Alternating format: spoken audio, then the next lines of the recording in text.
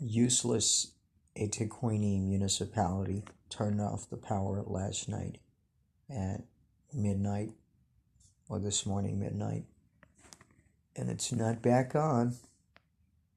Um, Here in South Africa, when the electricity comes back, it could damage people's fridges, stoves, geysers, and people talk about a surge plug, but um,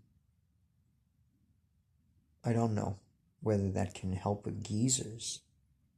And when you go to the EThekwini Municipality office, which I did, they just tell you to talk to their robot or the chat box or the chat bot, and to send emails that are, you can tell that the email is electronic. It's not handled by a person. Um, I think, I'm not sure if it's people that are controlling it, but it's almost like um, they waste money on artificial intelligence on WhatsApp, emails, and also they send you an SMS, but it has nothing to do with solving the problem. It doesn't tell you what's going on, and it just automatically says it's between 2 and 24 hours. Now, 24 hours, right? What happens to your food? What happens to all the losses? What happens if you're gone and when the electricity came back, it blew off your fridge?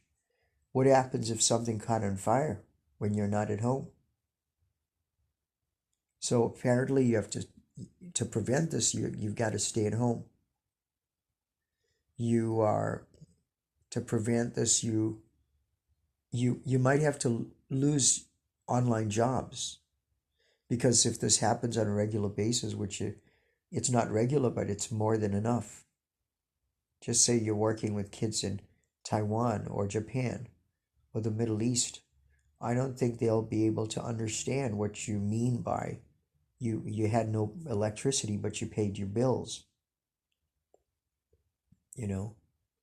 And all I can say is that I think South Africa is a crime state, and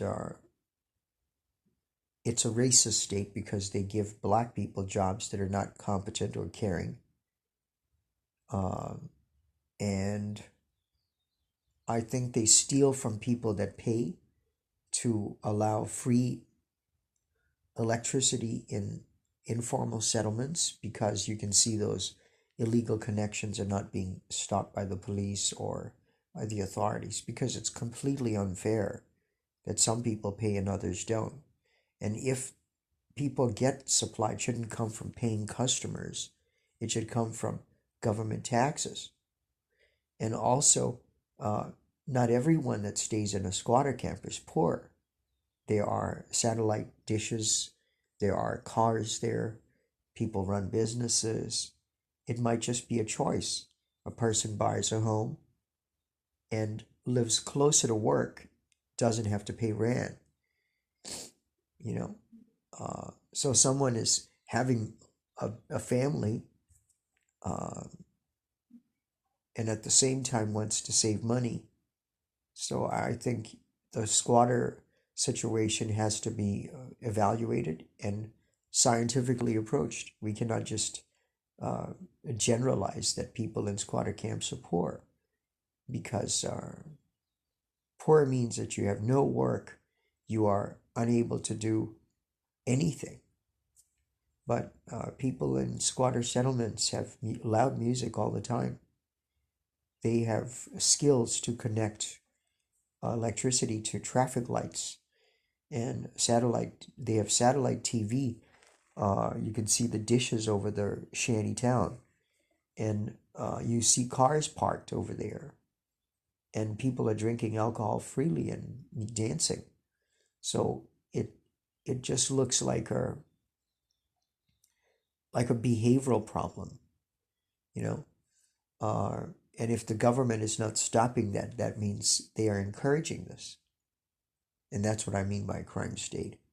So you pay, apart from being taxed on every item, and also those at work get taxed. Now you have to also pay for the lifestyle of, well, it's basically a 99.9% black, and this is completely unjust.